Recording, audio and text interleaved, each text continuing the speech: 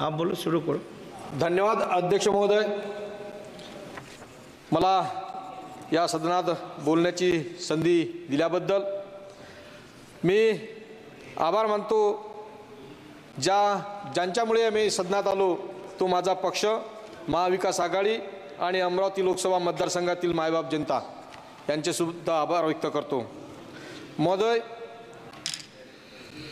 बजेटवर बोलताना माननीय अर्थमंत्री महोदयांनी जे बजेट सादर केलं ते बजेट प्रादेशिक काही राज्यांपुरतं बजेट आहे की देशाचं बजेट आहे याचा सुद्धा मलाच नव्हे तर संपूर्ण सभागृहाला प्रश्न पडलेला आहे.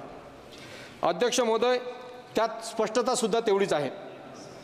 अध्यक्ष महोदय, खुर्ची वाचवण्याच्या नादात आमचे राज्याचे मुख्यमंत्री माननीय एकनाथजी शिंदे आणि आदरणीय अजितदादा पवार यांनी महायुतीचं सरकार आणण्यासाठी फार मोठं बलिदान दिलं, पण त्या बलिदानाचा कुठलाही विचार या बजेटमध्ये केला गेला नाही. सर्वात जास्त GSTचं उत्पन्न हा महाराष्ट्र देतो आणि महाराष्ट्रात जर बजेटमध्ये काय असेल तर मी म्हणेल भोपळा असेल. अध्यक्ष महोदय, शेतकरी, युवक, महिला, गरीब या मुद्द्यांवर अर्थमंत्री महोदयांनी वरकरणी लक्ष देण्याचा प्रयत्न केला, परंतु त्यासाठी प्रामाणिकपणा आवश्यक असते. तो प्रामाणिकपणा या बजेटमध्ये असताना दिसत नाही. म्हणून अध्यक्ष महोदय, कुसुमाग्रज म्हणतात, जनतेच्या स्वप्नांचे हे फसवणुकीचे खेळ, आश्वासनाच्या फुलामध्ये काटे भरलेले बेरोजगारीचे जाळं, सरकारच्या शब्दांचे हे सोनेरी ढग, प्रत्यक्षात मात्र दुःखाचे सागर, वेदनेचं जग. तर अध्यक्ष महोदय, शेवटी जनतेच्या नशिबात दुःखच आहे. आकड्याच्या खेळात आमचा शेतकरी पिजला जाऊ राहिला. जो तो शेतकऱ्यांचा कैवारी म्हणून आज छाती पिटून सांगत आहे, मग राज्य सरकार असेल, केंद्र सरकार असेल, परंतु शेतकऱ्यांच्या नशिबी काय आहे त्याला आपल्या बजेटमध्ये अन्नदाता म्हटलं आहे. अध्यक्ष महोदय, त्याची एक प्रकारची थट्टा आहे. आपले पंतप्रधान यांनी शेतकऱ्याचं उत्पन्न दुप्पट करू, शेतीमालाला योग्य भाव देऊ, ह्या अनेक शेतकऱ्यांच्या बाबतीत घोषणा केल्या. परंतु अध्यक्ष महोदय, मी सांगू इच्छितो की सर्वाधिक शेतकऱ्यांच्या आत्महत्या आमच्या विदर्भात होतात. पहिल्या 6 महिन्यात जवळपास 557 शेतकऱ्यांनी आत्महत्या केल्या. माझ्या अमरावती जिल्ह्यात ज्या मतदारसंघातून निवडतो त्या मतदारसंघाचा जर विचार केला तर 6 महिन्यात 170 आत्महत्या झाल्या. अध्यक्ष महोदय, त्याच्या कापसाला भाव नाही, त्याच्या सोयाबीनला भाव नाही.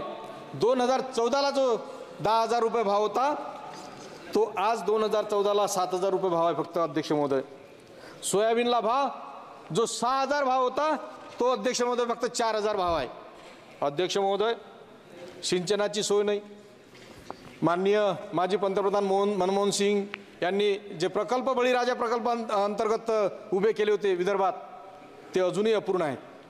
म्हणजे अनेक समस्या या निमित्तानं शेतकऱ्यांच्या पुढे आहेत. अध्यक्ष महोदय, ज्या प्रकारे गेल्या 10 वर्षात आपण पाहतो पेपर फुटीचे प्रकार, आमच्या महाराष्ट्रात सुद्धा प्रत्येक विभागाचे पेपर फुटत आहेत. विद्यार्थ्यांची फी आवाढावी आहे, त्याचा कोणीही वाली नाही.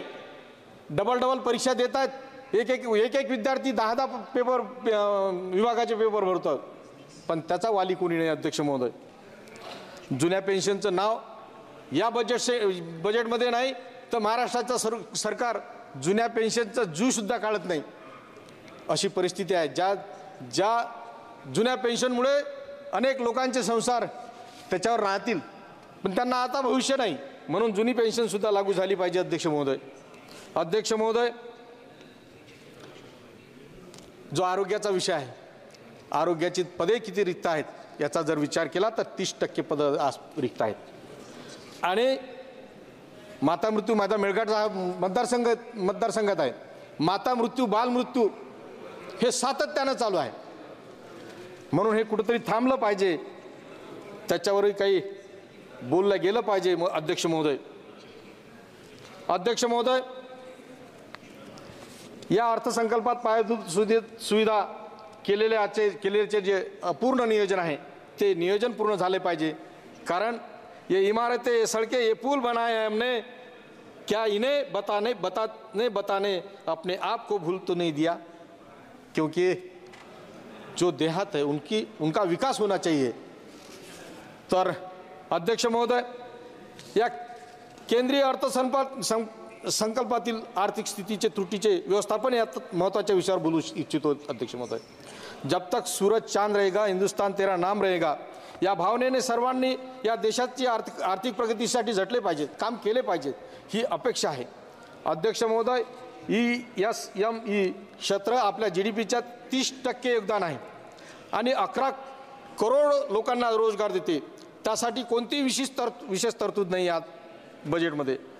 2016ची नोटबंदी आणि 2020च्या कोविडच्या लॉकडाऊनमुळे अक्षरशः या क्षेत्राला फार मोठा फटका बसला. अध्यक्ष महोदय, शिक्षणाचं काय आहे? एकीकडे शिक्षणाचा हक्क आहे आणि दुसरीकडे शाळा बंद करण्याचं षडयंत्र चालू आहे. उद्या निरक्षरांची पिढी हे सरकार तयार करणार आहे. म्हणून अध्यक्ष महोदय, शिक्षणासाठी सुद्धा भर देण्याची गरज आहे. अध्यक्ष महोदय, 2 मिनिटं. अध्यक्ष महोदय, मी आपल्या लक्षात आणून देतो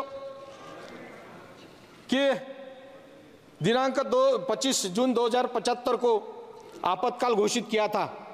इनकी जानकारी आने वाले पीढ़ी को होना चाहिए. इस कारण बताकर केंद्र सरकार ने 25 जून ये दिन संविधान हत्या दिन मनाया.